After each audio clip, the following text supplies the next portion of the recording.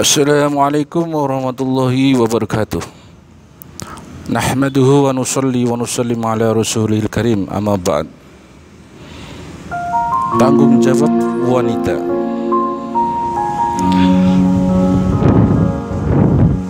Tanggung jawab wanita ada 3. Yang pertama adalah menjaga ketaatan kepada suami.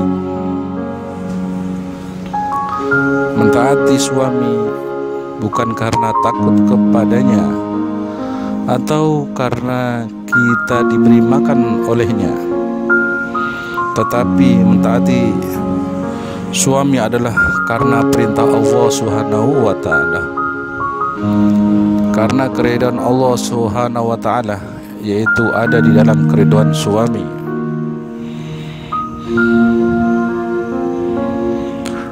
Nabi SAW bersabda yang artinya,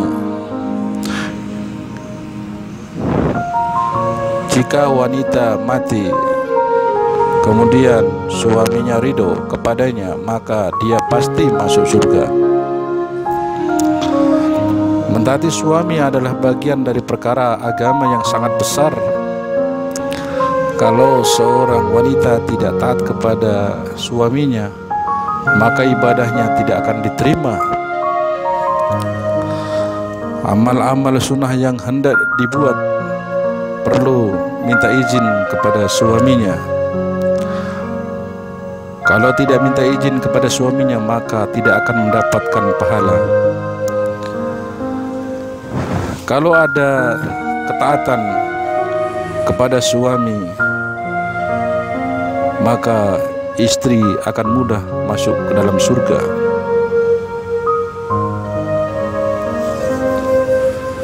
Sahabat bertanya kepada Rasulullah SAW, bolehkah manusia sujud kepada manusia?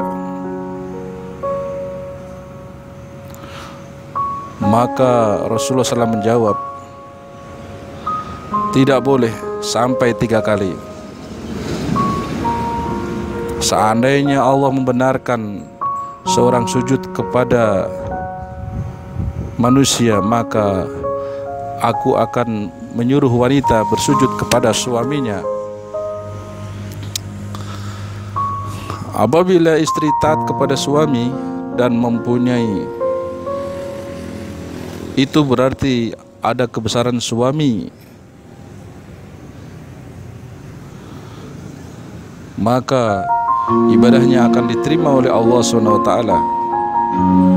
Maksudnya berarti istri menghormati suaminya dan memuliakan suaminya karena Allah SWT.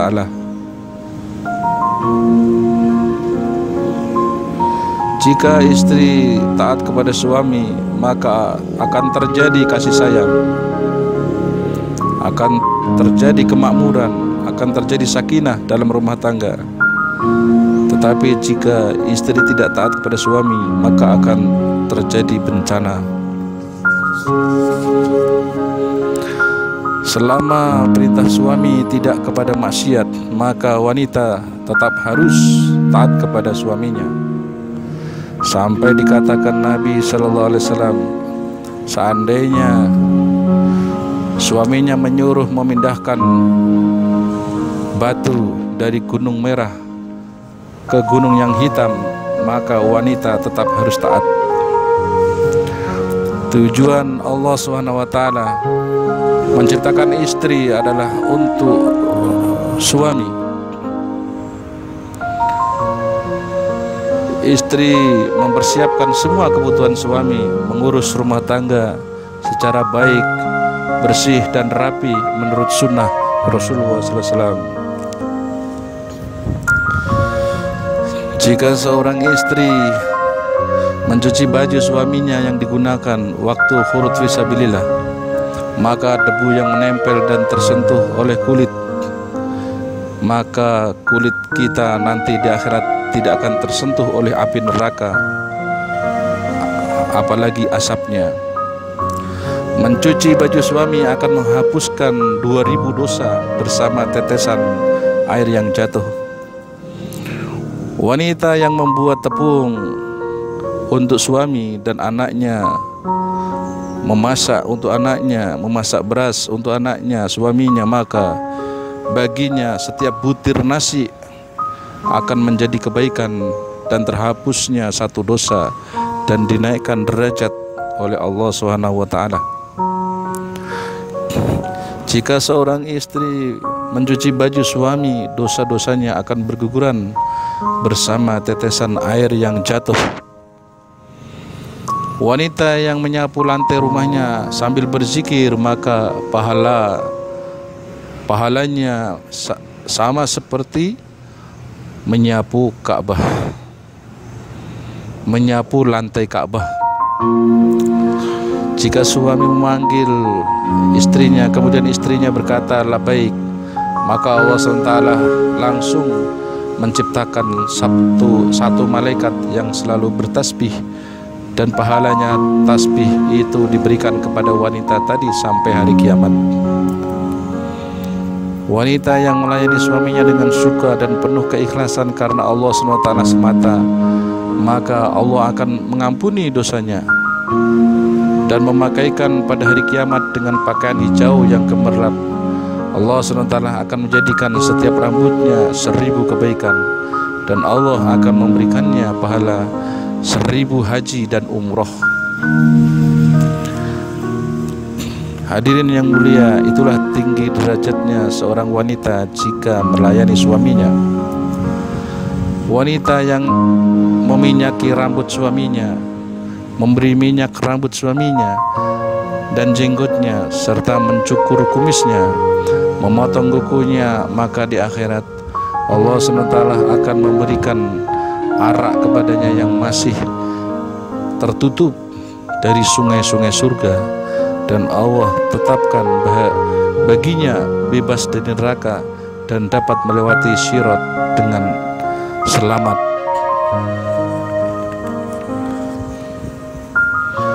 Jihad seorang wanita adalah mengurus suaminya dengan baik. Inilah jihad yang sangat besar. Sedangkan target kerja dakwah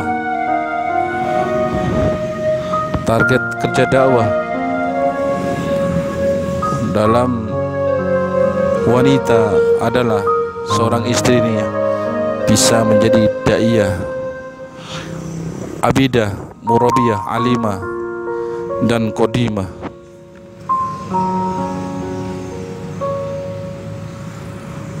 Tanggung jawab wanita yang kedua adalah menghidupkan agama pada diri sendiri.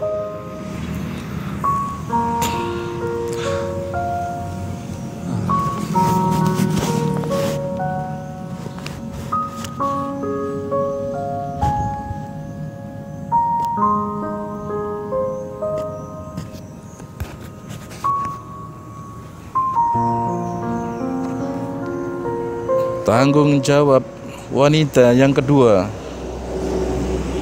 adalah menghidupkan agama di dalam diri sendiri. Hadirin yang mulia, akhlak baik dan sifat malu harus ditumbuhkan. Sholat 5 waktu harus dijaga pada waktunya. Zikir dibuat pagi dan petang. Menetapkan waktu baca Al-Quran, menentukan waktu taklim harian. Dengan cara ini rumah seperti masjid. Rumah itu jadi sumber rahmat yang akan tersebar ke rumah-rumah yang lain. Wanita yang tidak hidupkan agama di dalam hidupnya, maka akan digunakan orang kafir untuk menghidupkan dunia, sehingga nilai-nilai dunia naik, sedangkan nilai-nilai wanita menjadi rendah. Hari ini wanita digunakan sebagai komoditi untuk dunia. Wanita dipakai memasarkan barang-barang karena wanita laku dijual.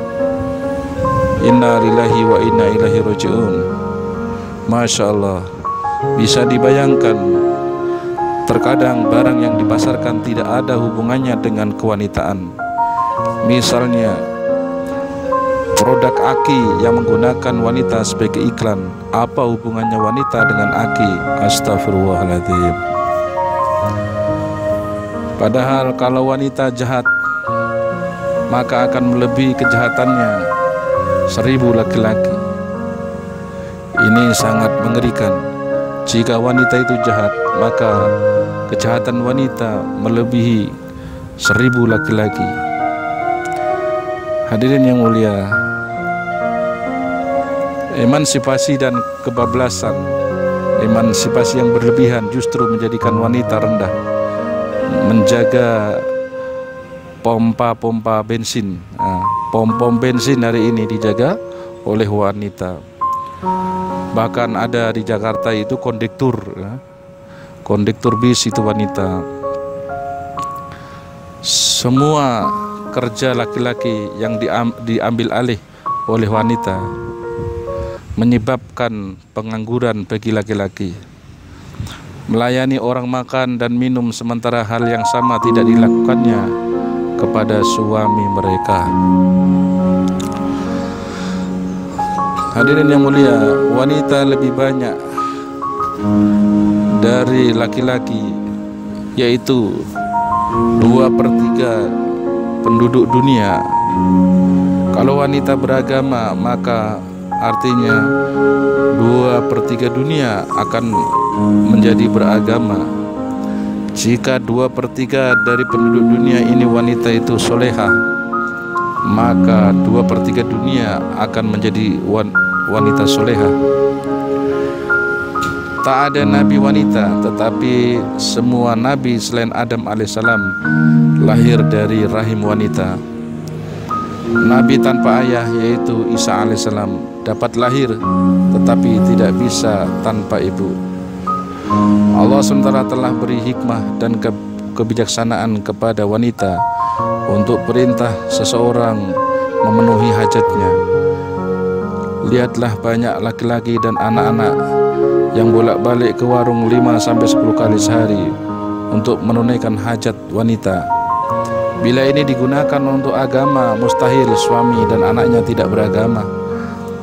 Kalau hikmah ini digunakan untuk agama, maka rumah tangga menjadi tempat tersebarnya hidayah ke seluruh dunia.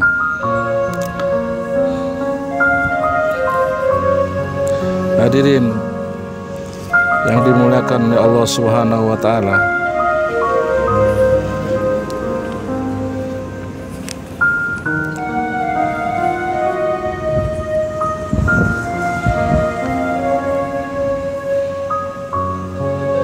demikianlah begitu pentingnya kewajiban wanita yang harus diketahui di dalam rumah tangga.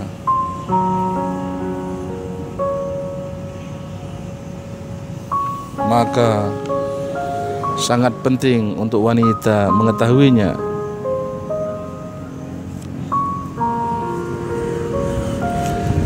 Janganlah seorang istri menyakiti hati suaminya di dunia, sebab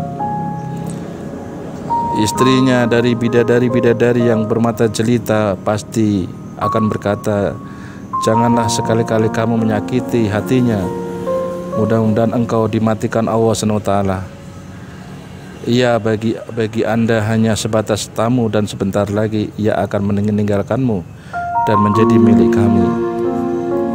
Inilah doa seorang bidadari untuk istri-istri di dunia yang tidak melayani suaminya dengan baik. Ini ada di dalam hadis riwayat Ahmad. Sedangkan kewajiban tanggung jawab wanita yang ketiga adalah mendidik anak secara Islam dan mendorong laki-laki keluar di jalan Allah SWT. Istri adalah murabiah bagi anak-anaknya, karena anak-anak lebih dekat kepada ibunya, maka ibunya adalah menjadi murabi bagi anaknya. Sehingga Allah SWT perintahkan dalam Al-Quran, wadhkurna ma yutla fi buyutikunna min ayatillahi wal hikmah innallaha kana latifan khabira. Dan ingatlah para wanita apa yang dibacakan di rumah-rumah kamu dari ayat-ayat Allah dan hikmah. Al-Ahzab 34. Hadirin yang dimuliakan Allah SWT, seseorang yang memelihara kuda yang dipersiapkan untuk fisabilillah, maka seluruh makanannya, kotorannya, kencingnya dihitung sebagai pahala. Apalagi jika seorang ibu, seorang istri merawat anak-anaknya dan diniatkan untuk menjadi pejuang agama, maka berapa besar pahala yang akan didapatkan seorang ibu, seorang istri. Wanita adalah guru, sebagaimana di sekolah sering tinggalkan kelas, maka muridnya jadi tidak karuan. Mereka akan lempar-lemparan kertas, terus lempar-lemparan sepatu, kemudian di luar akan lempar-lemparan batu. Maka kalau sudah dewasa, maka kemungkinan besar akan lempar-lemparan bom. Ini jika seorang guru sering meninggalkan rumah. Begitulah wanita yang sering tinggalkan rumah, maka tak ada lagi guru di dalam rumah. Anak-anak terdidik dengan benar, anak-anak tidak terdidik dengan benar. Anak diserahkan pembantu rumah tangga, sehingga mentalnya itu mental feodal, mental idiot. Dahulu sahabat anak-anak mereka dididik budak-budak tawanan, karena budak tawanan sahabat orang Parsi dan Romawi adalah orang yang sangat cerdas-cerdas.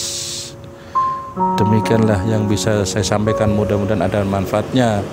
Sebagai tanda terima kasih, subscribe, jangan lupa like dan share berikan teman-teman yang membutuhkan. Wabillahi taufiq wal hidayah. Wassalamualaikum warahmatullahi wabarakatuh.